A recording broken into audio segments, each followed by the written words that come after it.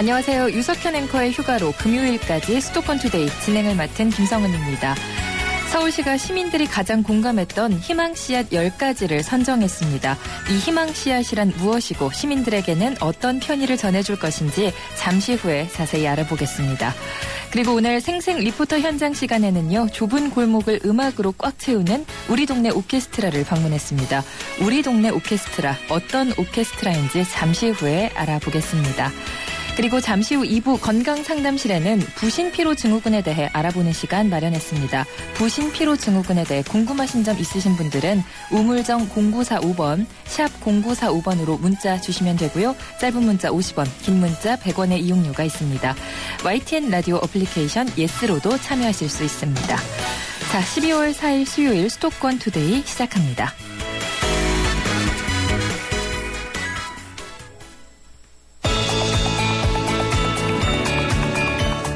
여러분은 지금 대한민국 유일의 수도권 전문 프로그램 YTN 수도권 투데이를 듣고 계십니다.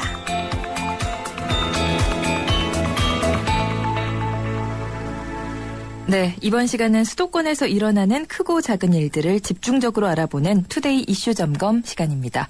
지난 한 주간 서울시에서는 어떤 일들이 있었고 또 이번 한 주 어떤 일들이 있을지 서울시의 김선순 시민소통 기획관과 함께 자세히 알아보겠습니다. 안녕하세요. 네, 안녕하세요. 자, 먼저 서울시가 올 하반기에요. 시민들이 가장 호감을 갖고 공감했던 희망 씨앗 10가지를 선정했다고 합니다. 먼저 이 희망 씨앗 무엇인지 설명을 해 주시죠. 네, 서울시의 슬로건이 희망 서울이잖아요. 예. 시민과 함께 만들고 함께 누리는 서울을 만들어 가자는 건데요. 이 희망 씨앗도 우리 천만 시민들의 삶을 조금이나마 행복하게 해줄 수 있는 여러 가지 작은 아이디어들을 저희가 이제 예전에는 그냥 뭐 정책 아이템 뭐 이 정도 불렀다고 하면 예. 이제 좀 깜찍한 언어로 희망 씨앗 이렇게 이제 선정을 하고 있는 거고요. 예. 시민이나 공무원이 낸 여러 가지 작은 아이디어들, 우수한 정책으로 바뀐 것들, 이런 걸 지금 저희가 모아서 이제 희망 씨앗으로 발표를 했습니다. 네. 이 희망 씨앗 10가지 어떻게 선정을 하신 건가요?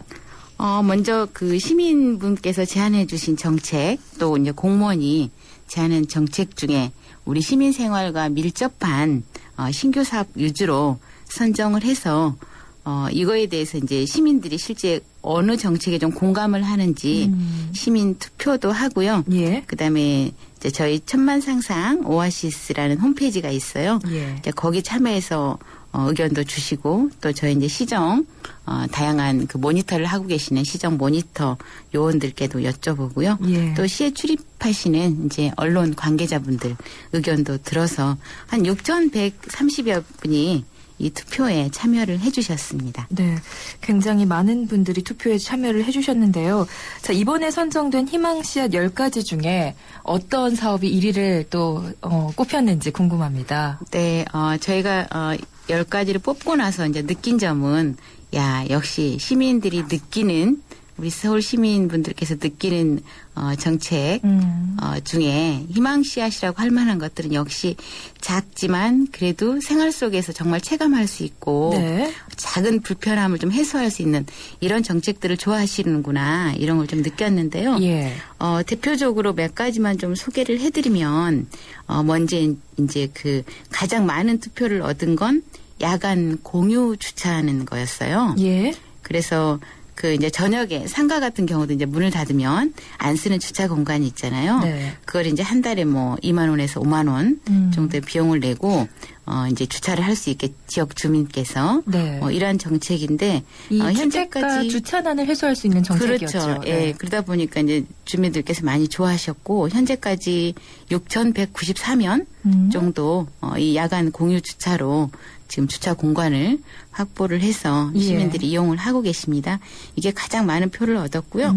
그리고 이제 국공립 어린이집이 있는데 사실 이제 국공립 어린이집에 또 근무하시는 분들, 운영하시는 분들도 계셔서 예. 또 그분들의 어떻게 보면 저녁에 있는 삶도 중요하잖아요. 네. 그래서 그동안 이제 자정까지 서비스를 못 하고 있었는데 또 이제 한편으로 보면 이렇게 아이를 맡겨야 되는 뭐 맞벌이 부부랄지 이런 분들은 그래도 또 24시까지 좀 부득이하게 예. 뭐 야근이랄지 이런 경우에는 또 애를 봐주셨으면 하는 이런 수요가 있어서 예. 저희가 일단 서울 시내 690개 모든 국공립 어린이집이 24시까지 보육 서비스를 그러니까 아이를 돌봐드리는 그런 서비스를 제공하는 게 또 784표로 예. 뭐 거의 근소한 차이로 2위를 차지했습니다. 그리고 또 여기 10건 가운데 보면 여성 안전과 포함된 것이 2건이 있는데 그중에서도 3위가 이 택시 안심기가 서비스죠. 네, 많은 분들이 사실 여성분들 특히 이제 늦은 밤에 택시 타시면 예.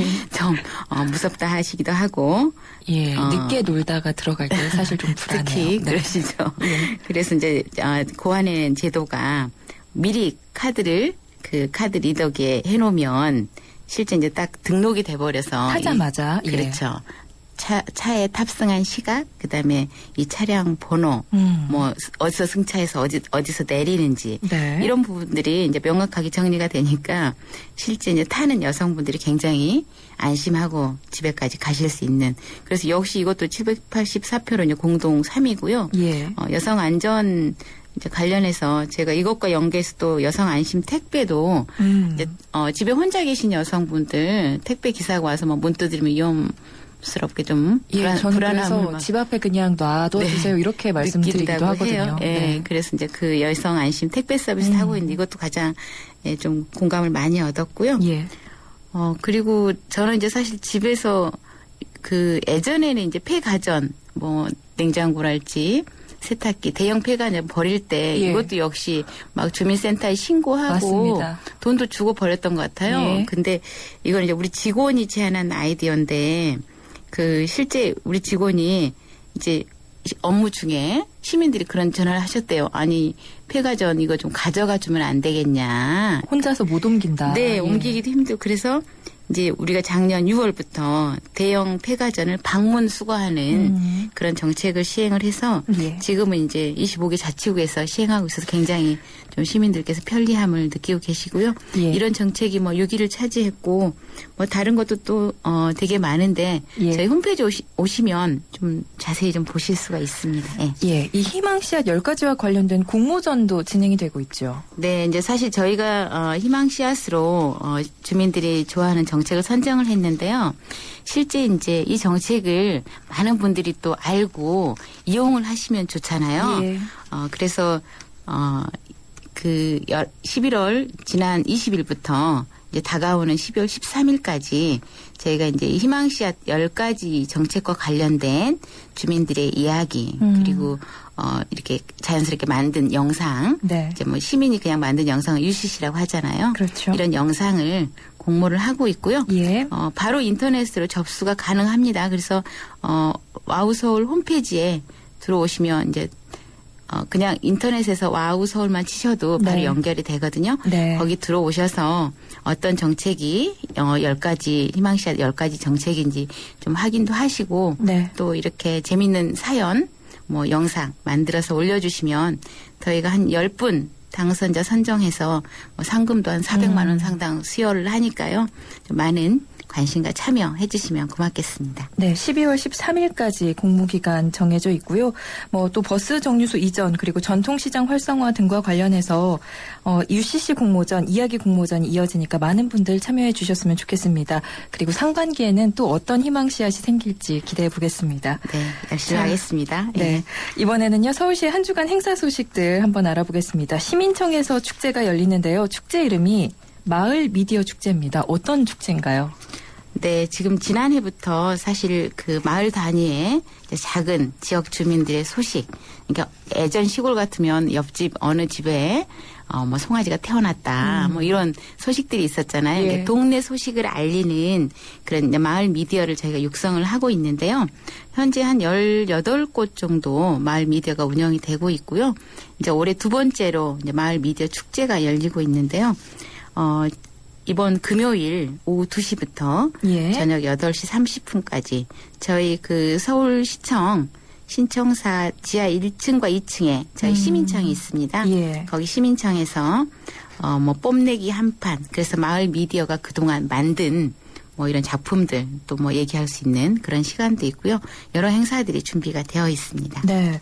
왠지 이 판을 벌렸다 재미있는 판들이 많이 열릴 것 같은데요. 어떤 판들이 열리는지 조금씩 좀 소개를 해 주시죠. 네, 잠깐 말씀드렸는데요. 이제 뽐내기 한 판에서는 사실 사전 이제 공모를 이미 진행을 했고요. 예. 한 10분의 마을 미디어 이제 이야기꾼들이 모여서 각자 자기 마을에서 일어났던 소소한 이야기들을 좀 소개해서 참여자들이 좀 웃고 즐길 수 있는 그런 장이고요. 그동안 이제 마을 미디어 관련해서 뭐 여러 가지 그 에피소드들이 많으신가 봐요. 그래서 재미있는 시상식도 마련이 되어 있다고 해요. 예. 뭐 아무것도 없었던 지역에서 지금 어떤 좀 성과를 낸 이런 분들은 뭐 맨땅에 헤딩상 예. 뭐 이런 것도 드리고요. 뭐 가장 나이가 많은 어르신들로 구성된 그런 또 미디어 운영팀에는 이 나이에 내가 하리상 뭐 이런 상 것도 이름이 재미있네요. 네, 그래서 좀 재미있게 즐기실 예. 수 있을 것 같고요. 그리고 이제 그동안 이제 활동 사례를 공유하고 현재 또 마을 미디어를 한번 운영해 보고 싶다, 뭐 참여하고 싶다 하신 분들한테 이제 그동안 했던 분들 네. 선배님들이 뭐 노하우를 좀 듣고 이런 고민을 알려드리는 이런 이야기 한 판 이것도 좀 준비가 되어 있고요. 예. 또 그동안 각종 준비했던 뭐 영상이랄지 라디오 또 이제 신문도 만들거든요. 그래서 그런 인쇄물들 이것도 소개해서 볼 수 있게 뭐 전시도 이루어지는 뭐 전시 한 판도 있고요. 네. 또 이제 어린이들 프로그램으로 7세부터 13세까지 이제 어린이가 사진놀이 프로그램을 또 와서 운영을 할 수가 있는 것도 있어요. 아이와 함께 오시는 분들도 재미있게 참여하실 수 있겠군요. 네, 그래서 마을 미디어를 좀 느끼고 실제 그 우리 동네에 이야기들을 알리는 어떤 식으로 좀 하는지 예. 많이 좀 참여해서 우리 마을 사람들이 아무튼 만들어가는 축제다 이렇게 좀 인식하시고 좀 이런 활동에 좀 많이 참여해 주시면 네, 좋겠습니다. 네, 내일 모레 금요일 하루 동안 열립니다. 마을 미디어가 무엇인지 또 우리 마을에서 어떤 활동들이 펼쳐지고 있는지 궁금하신 분들은 둘러보시는 것도 좋을 것 같습니다. 자, 다음 소식은요. 공모전 소식 하나 더 전해드리려고 하는데요. 서울도서관 가보면요. 외벽에 걸린 아름다운 글귀가 눈에 띄거든요. 지금은 괜찮아 바람 싸늘해도 마음 따사니 이 글귀가 걸려 있는데요. 이런 글귀들 공모를 하신다고요. 네, 혹시 아마 지나가시다 보셨을 텐데요. 네. 말씀하신 대로 예전에는 그냥 그 도서관에 외벽이 자주 이제 비어 있고 어쩌다가 한 번씩 뭐 행사 안내 이런 게 좀 붙어 있었는데 저희가 지난 여름부터 이제 이렇게 시민들한테 조금이라도 좀 힘을 주고 좀 마음이 따뜻한 이런 문구를 게시하는 게 좋겠다 이런 의견이 있어서 지금 하고 있는데 굉장히 반응이 좋습니다. 그래서 이번 공모 주제는 무엇인가요, 그러면? 이번 공모는 이제 내년 1월 1일에 처음으로 이제 제가 게시를 할 예정이어서요. 내년이 이제 새해 뭐 청마해라고 하는데요. 새해이기도 해서 서울 시민분들께 뭔가 좀 새로운 희망, 그 새해에 대한 어떤 새 출발의 의미를 다지는 예. 그런 문구였으면 좋겠다. 이렇게 해서 공모 주제를 2014년 시민들에게 새로운 희망과 포부를 줄 수 있는 그런 내용으로 했고요. 예. 벌써 시작이 되어 있습니다. 그래서 12월 2일부터 지금 진행 중이고요. 이건 11일 수요일까지 예. 아무튼 서울 시민 또 서울 시민 아니셔도 사실은 뭐 서울을 사랑하는 사람요. 예, 누구나 이게 다 당선작이 하실 수 있고요. 되면 서울 도서관에 이제 외벽에 걸리는 거잖아요. 그렇습니다. 예. 저도 지금 열심히 생각을 해보고 있는데 저도 꼭 참여해 보도록 꼭 하겠습니다. 응모해 주시기 바랍니다. 네. 참 오늘 말씀 여기까지 듣겠습니다. 김선순 서울특별시 시민소통기획관이었습니다. 고맙습니다. 네, 고맙습니다.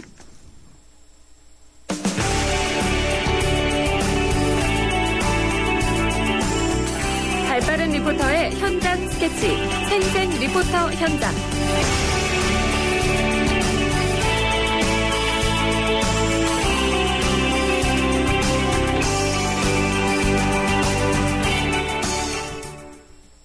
네, 수도권의 다양한 소식들 리포터의 취재로 전해드리는 시간입니다. 이윤지 리포터 스튜디오에 나와 있습니다. 안녕하세요. 네, 안녕하세요. 자, 오늘은 어떤 소식인가요? 네, 지난 2일 월요일 세종문화회관 대극장에서는 제4회 우리 동네 오케스트라 정기 연주회가 열렸습니다. 서울시립교향악단과 구로구, 금천구를 비롯한 6개 자치구의 어린이들이 멋진 연주를 보여주는 현장 담았습니다. 우리 동네 오케스트라 좀 자세히 소개를 해주시죠. 네, 서울시 복지 사업의 하나인데요. 문화예술 분야의 혜택을 받기 어려운 아동들을 대상으로 오케스트라 교육을 무상으로 지원해주는 프로그램입니다. 2010년부터 270여 명의 학생들이 교육을 받고 다양한 연주 활동으로 지역 나눔 연주를 하고 있습니다.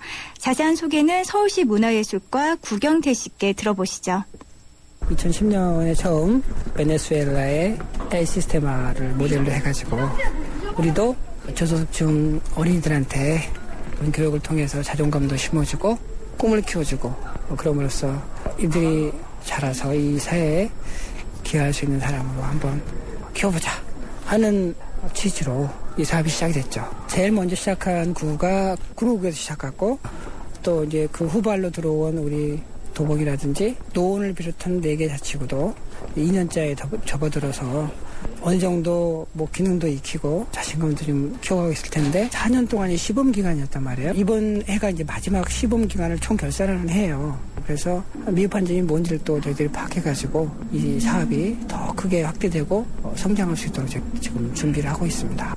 네, 이번 연주회가 시범 기간을 마무리하는 공연이라고 이야기를 해주셨는데 그렇다면 향후 이제 계획은 조금 더 기다려봐야 하는 거죠. 네, 그렇습니다. 앞으로의 방향에 대해서는 조금 더 기다려봐야 하는 상황인 만큼 무대에 오르는 어린이들도 아쉬움과 함께 더 큰 열정으로 임했는데요. 공연에 오르는 어린이들 만나봤습니다. 4학년, 5학년, 6학년 어린이 차례로 만나봤는데요. 네. 양민영, 진인석, 이수연 학생입니다. 3학년 때 제가 갑자기 뭔가를 하고 싶어져가지고 그때 한번 신청해봤어요. 힘들고 좀 그럴 때도 있는데 지금은 여러 가지 배워서 재밌는 것 같아요. 배우면 좀 더 뿌듯해요. 저가 할 수 있다는 게. 처음 그래도 바이올린을 접하다 보니까 되게 생소한 부분도 많고 좀 어려웠던 부분이 많고 열심히 해야겠다는 생각들이 들었는데 그게 마음대로 잘 안 돼가지고 좀 힘들었어요. 일단 새로운 음악을 접할 수 있고 친구들이랑 음을 하나하나 하면서 조화를 이루는 게 좋은 것 같아요. 연주하면 음정을 다 맞추고 음정이 다 연결되면서 음악이 만들어지니까 그게 좋은 것 같아요. 배우고는 싶은데 안 되죠. 이거 끝나잖아요, 이제. 중학교 올라가서도 계속 하고 싶어요. 다학년은 지금 2년밖에 못한 거잖아요. 저희는 4년 한 건데. 그래서 그것도 좀 아쉬운 것 같아요. 네, 우리 처음 만나본 양민영 학생 3학년 때 갑자기 뭐가 하고 싶어져서 시작을 했다 이렇게 이야기를 했는데요. 이 무대 계속 이어질지 아닐지 모르는 만큼 아쉬움이 컸을 것 같습니다. 또 이 아쉬움만큼 준비도 많이 했을 것 같고요. 네, 매주 6시간씩 서울시향의 선생님들께 교육을 받았다고 합니다. 공연을 앞두고는 개인적으로도 매일 연습을 했다고 하는데요. 지역별 발표로 2곡, 합동 연주 무대로 4곡을 준비하는 열정이 느껴졌습니다. 네, 이날 무대에서 어떤 곡들 연주했나요? 네, 비발디의 콘체르토 라장주와 같은 클래식뿐 아니라 우리 민요 아리랑, 익숙한 영화의 테마곡까지 다양했는데요. 특히 공연 마지막에 꾸며진 6개 지역의 200여 명의 모든 어린이들의 합동 연주가 감동적이었습니다.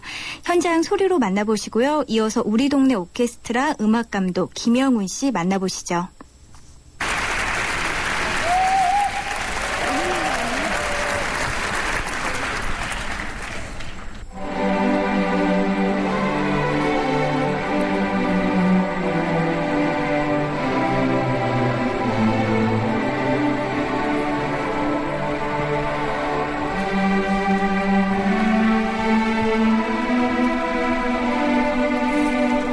한 해씩 갈수록 이 감회가 점점 더 깊어지는 거죠. 음악꾼이 돼간다 그럴까요? 자비가 된다 그럴까요? 이 악기 교육의 성과도 많이 높아지고 있지만 인석이 달라진다는 걸 느끼죠. 특히 더 많이 느껴지는 것은 외람된 이야기지만 소득이나 이렇게 경제적인 그런 이유로 인해서 악기 교육을 못 받고 있었잖아요. 그런데 이 친구들이 자기도 이 한 포지션에서 중요한 역할을 할 수 있다는 그런 자존감이 생긴 거죠. 나중에 사회에 환원을 하고 또 자기의 입장이었던 그런 어린 친구들이 이끌 사람이 될 걸로 믿습니다.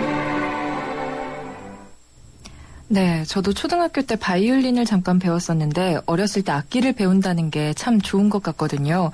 소리로 그리고 잠깐 만나봤지만 우리 어린이들 실력이 대단한 것 같은데요. 네, 관객들의 앵콜까지 이어지면서 라디즈키 행진곡을 한 번 더 연주했는데요. 네. 그만큼 멋진 공연이었습니다. 앵콜곡에서는 관객들이 박수를 같이 치면서 공연이 더욱 멋지게 마무리됐습니다. 이 관객들 반응도 좋았을 것 같아요. 일단 연주가 이 세종문화회관 대극장 무대에 올랐으니까 아이들도 봐주시는 가족들도 많이 있었을 것 같고요. 네, 그동안 각 자치구의 문화예술회관 연주회를 자주 열긴 했지만 이렇게 최대 공연장 중 하나인 이곳에서 만난 공연의 감동은 더욱 크지 않았나 싶습니다. 이날 가족과 친구, 시민들까지 공연장 찾았는데요. 어떻게 보셨는지 들어보시죠. 너무 잘해요. 나는 처음 봐갖고 너무 잘하는 거야. 선주가 여기 참여해갖고. 실력들이 대단하고 너무 놀랍죠. 그 해마다 아이들이 실력도 늘고 무대에 서는 그 자세도 프로다운 것 같아서 기특하고 항상 감사할 따름이에요. 저희 학교 학생들이 연주한다고 해서 왔어요. 얘들아, 너네 학교에서 바이올린 들고 막 뛰어다녔잖아. 그 모습 너무 보기 좋았고 화이팅! 계속 연습하러 다니고 했거든요. 여기 하면서 얘가 좀 예술성이라든가 이런 것도 좋아지고 이제 앞에서 공연을 많이 하다 보니까 이제 아무래도 자신감 같은 거, 친구 관계 이런 것도 좋아지고요. 많이 도움되죠. 너무 좋았어요. 애들 많이 기량도 많이 늘었고 작년에도 했었어요. 근데 막상 연주하는 거 보니까 많이 큰 것 같기도 하고 대견하다는 느낌? 그런 느낌 많이 들은 것 같아요. 네, 이 관객들도 악기를 연주하면서 마음까지 성장한 우리 아이들 모습에 놀라움 그리고 뿌듯함 표현을 해주셨는데요. 어린이를 포함한 이 시민들 대상으로 이루어지는 교육과 공연 정보들 어디서 알 수 있을까요? 네, 서울시립교향악단 홈페이지에 들어가시면 더 많은 정보 만날 수 있는데요. 어떤 프로그램들이 있는지 들어봤습니다. 서울시립교향악단 문화사업팀의 홍준식 팀장입니다. 시립교향악단에서는 일반 시민들을 대상으로 하는 공익 시민 공연, 교육 프로그램 하고 있습니다. 시민 공연에는 우리 동네 음악회라고 해서 시민들을 찾아가서 저희들이 연주하는 공연이 있고요. 교육 프로그램에는 초등학생들을 대상으로 한 오케스트라와 놀자, 오케스트라에 대해서 악기 프로그램, 음악기 전반에 대해서 저희들이 설명하는 프로그램, 또 음악 이야기라고 해서 공연장 예절, 그리고 클래식 음악에 대한 폭넓은 이해를 가르치는 프로그램이 있고요. 우리 동네 오케스트라는 어린이들에게 오케스트라 교육을 통해서 악기 교육뿐 아니라 인성, 그런 협동심 이런 걸 모두 일깨워주는 그런 교육을 하고 있습니다. 폭넓은 교육 프로그램을 진행함으로써 클래식에 대해서 관심을 갖게 되고 저변 확대가 된다고 생각하고 있습니다. 네, 연말이면 공연 계획 세우시는 분들도 많이 계실 텐데요. 네. 이 시립교향악단의 홈페이지에 들어가시면 무료로 즐길 수 있는 우리 동네 음악회 정보도 나와 있습니다. 관심 있는 분들은 찾아보시는 것도 좋겠습니다. 네. 자, 오늘은 제4회 우리 동네 오케스트라 정기 연주회 현장으로 가봤습니다. 이은지 리포터 수고하셨습니다. 네, 고맙습니다. 자, 수도권 투데이 1부는 여기서 마무리를 하겠습니다. 잠시 뒤 저는 2부 건강상담실 시티병원 최은 과장님과 함께 돌아오겠습니다. DMZ를 아시나요? DMZ는 1953년 정전협정에 의해 성립된 군사적 비무장지대입니다. 정전 60년, 사람의 발길이 닿지 않은 DMZ는 바람과 철새들이 쉬어가는 곳, 수많은 생명이 자유롭게 숨쉬는 곳이 됐습니다. 세계가 주목하는 자연 생태 보고 DMZ. 이제 경기도가 DMZ에서 생명을 가꾸고 통일 대한민국의 미래를 만들어갑니다. DMZ 60년, 이제는 생명이다. 이 캠페인은 경기도와 함께합니다. 2013 YTN 연중기획 화합과 소통 함께 가는 대한민국 시인 민용태 고려대 명예교수입니다. 전부 아침마다 7시가 되면 어김없이 산에 오릅니다. 거기 많은 친구들이 기다리고 있으니까요. 산에 가게 되면 우리가 잃어버린 인간성을 배웁니다. 서로 화합하고 소통하는 재미. 그런 맛으로 이 자연들이 살아가고 있구나. 이 산에 가면 혼자 핀 꽃은 없어요. 전부 어울려서 피어 있어요. 나무 혼자 있는 나무 없어요. 꽃 혼자 피지 않아요. 너무 재미없잖아요. 혼자 핀 꽃은 얼마나 쓸쓸해 보여요. 그죠? 그런 것 속에서 이 우주 속에 혹은 이 자연 속에 아니면 이런 아름다운 나라에 사는 그런 즐거움을 맛보시면 2013 YTN 연중기획 화합 화합과 소통 함께 가는 대한민국. YTN 라디오가 함께합니다.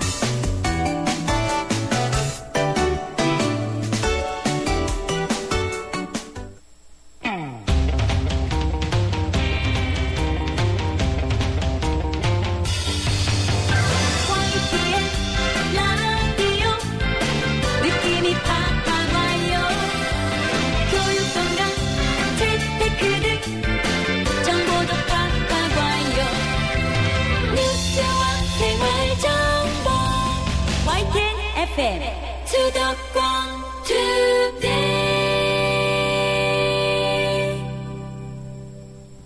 네, 수도권 투데이 2부 이어가겠습니다. 잠을 자도 풀리지 않는 만성 피로로 고통받는 분들 많이 계시죠. 그래서 오늘 건강상담실에서는 만성 피로를 일으키는 부신 피로 증후군에 대해 알아볼 텐데요. 부신 피로 증후군 원인이 뭐고 어떻게 치료할 수 있는지 그리고 예방할 수 있는지 CT병원 최은 과장과 자세히 알아보겠습니다. 건강에 대해 궁금하신 점 있으신 분들은요. 우물정 0945번 샵 0945번으로 문자 보내주시면 최은 과장님이 상담해 드립니다. 짧은 문자 50원, 긴 문자 100원의 정보 이용료가 있고요. 또 YTN 라디오 어플리케이션 예스로도 참여하실 수 있습니다. 자, 수도권 투데이 2부 뉴스 브리핑으로 시작할게요. 이은지 아나운서. 네, 수도권 뉴스 브리핑입니다. 오늘 오전 8시 45분쯤 한빛원전 3호기에서 이상 신호가 감지돼 발전이 정지됐습니다. 한빛원전 측은 정확한 고장 원인을 조사하고 있습니다. 한빛원전 3호기는 지난해 11월 3일 계획 예방정비 중 원자로 헤드 관통관에서 결함이 발견돼 더시움 용접을 한 뒤 올해 6월 9일에 재가동됐습니다. 오늘 새벽 2시 50분쯤 서울 목동 청소년 수련관 앞 도로에서 30살 김모 씨가 몰던 화물차가 도로 분리대를 들이받았습니다. 이 사고로 김 씨가 머리를 다쳐 병원으로 옮겨졌습니다. 어제 저녁 7시 10분쯤 경기 안성시 경부고속도로 7.5톤 트럭에서 불이 났습니다. 이 화재로 다친 사람은 없지만 적재함에 있던 이불 600장이 탔습니다. 소방당국은 적재함에서 불이 시작된 것으로 보고 원인을 조사하고 있습니다. 오늘 새벽 2시 5분쯤에는 서울 필동에 있는 택배회사 사무실에서 불이 났습니다. 이불로 다친 사람은 없었지만 집기류 등이 타서 30만 원의 피해가 났습니다. 지금까지 수도권 뉴스 브리핑이었습니다.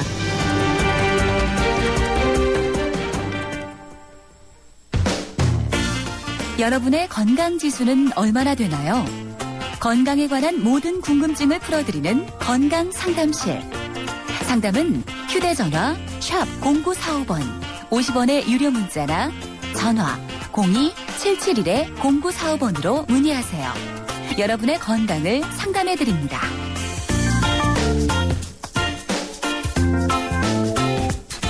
네, 매주 수요일에는 건강상담실을 통해서 여러분의 건강 고민을 해결해드립니다. 오늘은 부신피로 증후군에 대해 이야기를 나눠볼 텐데요. 그 밖에 건강과 관련한 여러분의 궁금증도 받고 있습니다. 궁금하신 건 뭐든 물어보세요. CT병원 최은 과장님께서 답변해 주실 겁니다.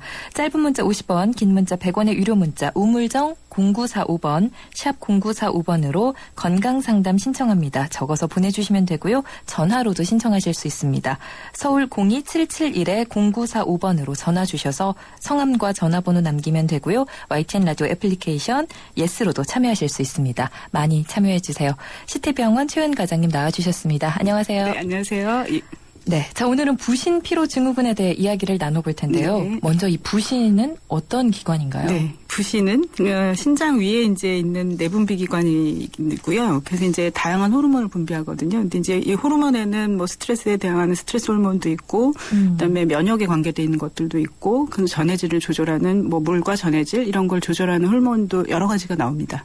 한마디로 신체 기능을 유지하는 역할을 담당하는 네. 것이군요. 보통 예. 그러면 네. 하는 일은 어떤 것이죠? 그러니까 이제 말씀드린 대로 첫째로는 그러니까 제일 많이 이제 거론되는 것 중에 하나가 혈당과 대사를 조절하는 거거든요. 그래서 당이 이제 떨어지면 그걸 올려주려고 노력을 하고, 그다음에 이제 전체 대사를 끌어올리는 역할을 하고요. 예. 그리고 이제 그 당을 새로 만드는 작용을 이제 도와주기도 하고 뭐 이런 걸 합니다. 그리고 면역에 관계돼 있기 때문에 염증을 조절하는 작용이라든지 면역을 그러니까 보조하는 그런 작용들을 하고요. 도와주고 이런 것들 하고 그다음에 물과 전해질을 조절을 해서 전체 수분량이라든지 아니면 이제 미네랄 균형을 맞춰주는데 또 역할을 합니다. 예. 굉장히 하는 일이 많은 네, 여러 기관이군요. 가지가 있습니다. 그래서 네. 많이 피곤한 기관입니다. 부신 자체가. 네. 이 코티졸은 스트레스를 받을 때 신체가 상황에 대응하기 위해서 분비되는 호르몬이기도 하죠. 네, 스트레스 호르몬 중에 하나죠. 네. 예. 그렇다면요, 이 부신 기능이 떨어지면 정말 많은 일을 하는 만큼 그만큼 많은 문제가 발생할 것 같습니다. 네. 어떤 문제들 주로 관찰이 되죠? 예, 이제 그 첫 번째로 그냥 보통 잘 느끼시는 건 피로하시죠? 네. 근데 이제 피로하시지 않은 분이 거의 없을 정도로 피로감을 느끼시는 분들 많으신데 이제 부신이 사실은 많이 소모가 되면 그러니까 그런 피로감들이 굉장히 지속적으로 오랫동안 지속이 되시고 그다음에 예. 이제 스트레스에 대처하는 능력이 떨어지시기 때문에 면역이 나빠지시면서 뭐 계속 감기에 걸리신다든지 네. 조금 상처가 나도 잘 안 낫는다든지 이런 것들 계속 반복되시고요. 예. 그리고 에너지 생성하는 능력이 떨어지기 때문에 전체적으로 기운도 없으시고 아침에 일어나기도 힘들어지시고 그다음에 조금만 움직이셔도 굉장히 피로감 느끼시고 이런 계속 것들이 피곤한 거죠. 그렇죠. 예, 많이 그렇습니다. 그리고 잘 붓는다든지 예. 부기가 잘 안 빠지신다든지 이런 문제들도 같이 오시게 됩니다. 네. 그리고 뭐 특별한 이유 없이 잘 체하거나 소화가 안 되는 것도 이 부신 기능이 떨어져서 생기는 일일 수도 있나요? 네, 관계가 있습니다. 그래서 예. 자율신경 쪽하고도 연관이 되기 때문에 부신 기능이 떨어지면 이제 그런 기능들이 잘 조절이 안 됩니다. 그래서 위장관을 움직이는 것들, 뭐 이런 것들이 다 떨어지기 때문에 자주 체하시고, 그다음에 소화도 잘 안 되시고, 뭐 이런 증상들 같이 오시게 돼 있죠. 예. 그리고 부신이 하는 일 중에 혈당을 유지하는 일이 있었잖아요. 네. 그러면 뭐 참기 힘든 정도의 배고픔을 느낀다던가 네, 아니면 맞습니다. 다른 음식을 찾게 된다거나 이런 것들도 관련이 있나요? 혹시 느껴본 적 있으신가요? 굉장히 저는 자주 자세히 알고. 있어요. 예. 네. 이제 사실은 뭐 여러 가지 있으실 수 있지만 그런 증상들 중에는 저혈당이 오시는 경우가 꽤 있거든요. 예. 근데 이제 물론 당뇨병에 진입하시지 않은 한에서는 우리가 병적 저혈당까지 오시지 않는 경우들이시지만 대개 이제 한 뭐 7, 80 정도까지 떨어지셔도 지금 말씀하신 대로 굉장히 단 음식들, 그러니까 빨리 혈당을 올려줄 수 있는 달달한 음식들이 막 당기신다든지 네. 뭐 손이 떨리신다든지 식은땀이 나신다든지 뭐 배가죽이 등가죽에 붙었다 이런 식의 배고픔, 굉장히 뭐 급격하게 느끼는 배고픔 이런 거 이제 많이 느끼실 수 있죠. 저는 자주는 아닌데 정말 오랜 시간 동안 공복 네. 기간을 유지하면 입술이 좀 파래지면서 주저앉을 정도로 좀 당이 없어지시고요. 떨어진다는 느낌도 예. 받은 적이 있거든요. 참 사실 이 과장님께서 부신이 좋지 않은 것으로 보인다고 네. 말씀을 해주신 적이 많은데 저도 많이 포함이 되는 것 같습니다. 네. 자, 이 부신 기능 저하된 걸 그러면 스스로 진단할 수 있을지 궁금한데요. 네, 그러니까 물론 이제 이것이 확진은 사실 아니기 때문에 본인이 자가로 한번 보셔서 이런 문제가 있는지 한번 보실 수 있는 것들인데요. 예. 그러니까 혈압이, 그러니까 아까 말씀드린 자율신경 조절에 관계돼 있고 또 급격하게 어떤 변화가 왔을 때 스트레스에 대응하게 돼 있기 때문에 사실은 이제 자세를 바꾼다든지 뭐 이런 상황들 아니면 갑자기 추워진다든지 했을 때 혈압을 올려주고 그런 여러 가지 에너지를 생성하고 이런 역할을 하거든요. 근데 네. 이제 그런 것들이 잘 안 되신다면 급격하게 자세를 바꿨을 때 기립성 저혈압 같은 것이 올 수 있습니다. 그래서 그걸 한번 측정해 보시는 건데요. 그러니까 완전히 누우신 상태에서 안정 상태에서 이제 혈압을 재시고 그리고 갑자기 급격하게 확 일어나신 상태에서 한번 다시 재보시는 거죠. 되게 이제 자동 혈압계 이용하셔서 해보시면 이런 것들이 이제 정상인의 경우는 사실 그렇게 한 10 내지 20mmmercury 정도 혈압이 약간 저하됐다가 바로 상승하게 되는데 이런 게 안 되시는 경우에는 계속 떨어져 있으신 상태라든지 어지러우셔서 뭐 쓰러질 것 같다든지 이런 증상들이 지속되실 수 있거든요. 그러면 누워 있다가 갑자기 일어났을 때 어지러움을 느낀다는 건 이 혈압이 다시 상승하지 않거나 떨어지는 경우인가요? 살짝 떨어지죠. 근데 이제 만약에 거기서 진짜 안 올라온다면 실신하시게 되는 거고요. 근데 되게 그렇지는 않으시고 바로 이제 반등을 하지만 시간이 지연돼서 나타나기 때문에 살짝 어지러우셨다가 뇌로 가는 혈류가 다시 회복이 되시면 다시 이제 복구가 되시죠. 그렇군요. 네. 또 어떤 검진법이 있을까요? 홍채를 가지고 눈을 가지고 보시면서도 좀 검사하실 수 있는데요. 그러니까 눈에서 그 눈동자를 조절하는 근육도 자율신경과 연관이 돼 있으셔서, 그러니까 거울을 쳐다보시면서 홍채의 크기를 한번 보시고요. 그러니까 어두운 상태에서, 그러니까 너무 불빛이 없는 상태에서 보시고, 그 다음에 그 상태 그대로 유지하시면서 불빛을 옆쪽으로 비춰보시는 거죠. 그랬을 때 이제 홍채가 수축이 되는 그 반응을 보시는 건데, 이런 것들이, 그러니까 바로 수축이 돼줘야 되고요. 근데 그렇지 못하고 이제 시간이 계속 지속이 되다가 한 2분 이내에 그게 갑자기 다시 확대되는 반응을 보인다. 빛을 비치고 있는데도 뭐 이러면 이제 이게 좀 문제가 있으시다고 생각할 수 있고요. 그렇군요. 네. 그리고 이제 뭐 그 피부의 그 혈관 반응을 보는 건데요. 그러니까 네. 볼펜 같은 걸 이렇게 쫙 그으시면 하얗게 보이시는 거 느끼시죠? 예. 근데 되게 그랬다가 금방 붉게 되거든요. 돌아오죠. 네. 그게 거의 수초 내에 그렇게 되시는데 이게 안 되시고 몇 분씩 지연이 된다든지 이러면 이것도 이제 좀 문제가 있으시다고 생각할 수 있습니다. 네, 다양한 자가 진단법 가르쳐 주셨는데요. 네. 이렇게 자가 진단을 해서 문제가 있다는 판단이 되면 이제 병원에 가봐야 하지 않겠습니까? 네. 병원에서는 어떻게 진단을 내립니까? 예, 일단은 뭐 그 진찰 소견을 가지고 그 어떤 상태가 있으신지 하고 뭐 문제는 여러 가지 하고요. 그리고 이제 그런 데서 확실히 문제가 있으시다고 생각이 되면 가장 확진을 정확하게 할 수 있는 거는 그 호르몬 검사를 하는 것이죠. 근데 이제 혈액 검사는 워낙 그 아침 저녁으로도 달라지시고 그다음에 이제 계속 그 상황에 따라서 호르몬 수치가 달라지고 그렇게 돼야만 정상이거든요. 그래서 예.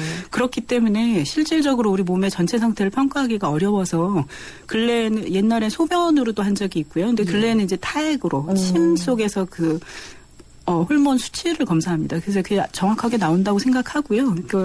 그게 하나 있고 그다음에 이제 모발 미네랄 분석을 하셔서 거기에서 이제 기능적으로 어떤지를 분석해 볼 수 있습니다.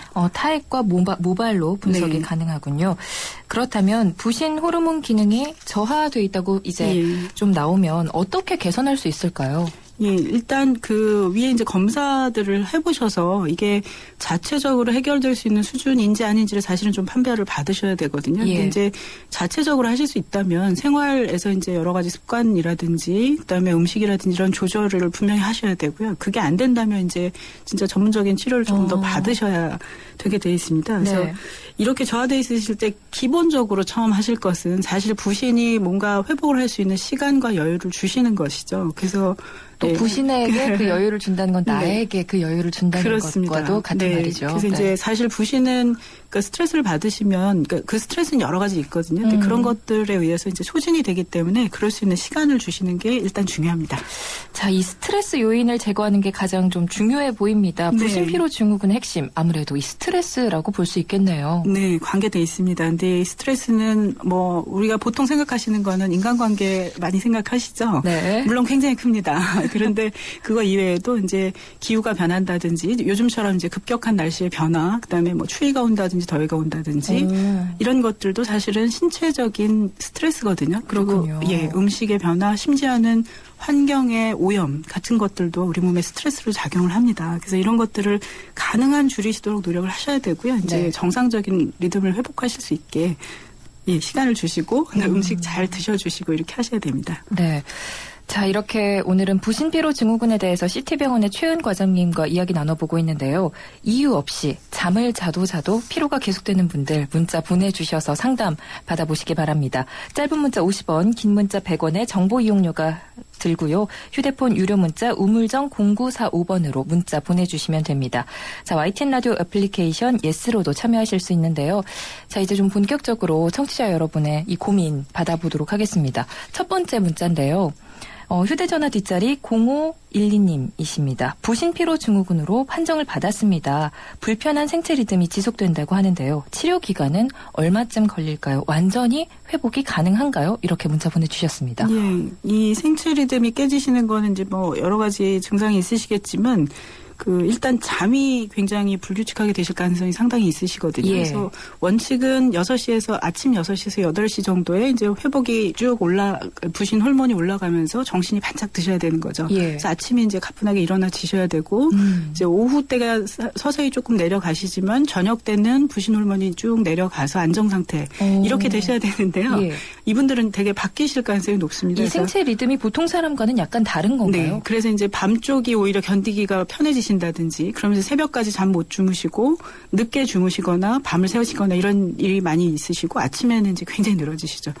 근데 물론 이제 치료를 잘 하시면 회복이 되십니다. 근데 그 기간을 정하기는 사실은 어렵고요. 이제 전문적인 치료를 만약 하신다면 대개의 목표는 한 3 내지 6개월 사이에 잡습니다. 네. 그렇다면 이 완전 회복은 가능할까요? 상태에 따라 좀 다르실 수 있어서 검사 결과에 따라 다르긴 한데 그래서 이제 당뇨나 혈압 같이 이제 대사증후군 완전히 진행하시기 전이라면 회복 가능하실 수 있습니다. 그러면 보통 치료 기간은 얼마나 걸리나요? 예, 제가 아까 이제 모발 검사 같은 걸 해서 이제 만약에 치료를 해드리고 한다면 그것을 이제 목표를 잡는 것은 저는 3개월이고요. 이제 그 생활습관 개선까지 다 하시려면 사실은 한 6개월 정도는 적어도 노력을 하셔야 됩니다. 예. 자, 그리고 휴대전화 뒷자리 6773번님 문자 보내주셨는데요. 걸을 때 피곤해서 다리에 힘이 풀리고 눈이 감겨요. 부신피로증후군과 관련이 있을까요? 라는 문자 보내주셨습니다. 어떻습니까? 이게 이제 어느 시간대에 일어나시느냐하고도 좀 관계 있으실 것 같은데요. 혹시 이제 오후 시간대에 그런 일이 많이 일어나신다면 특히 한 서너 시 이상 부신 호르몬이 떨어지는 시간대거든요. 이럴 때 이제 저혈당 많이 느끼실 수 있고 지금 느끼시는 증상을 많이 느끼신다면 아마도 관계가 있으실 것 같습니다. 관계가 있으실 가능성은 있으시고요. 그렇지만 이제 좀 전문적인 진단을 받아보셔야 정확하게 좀 말씀드릴 수 있을 것 같습니다. 네, 가능성은 있다고 생각을 하시면 될 것 같습니다.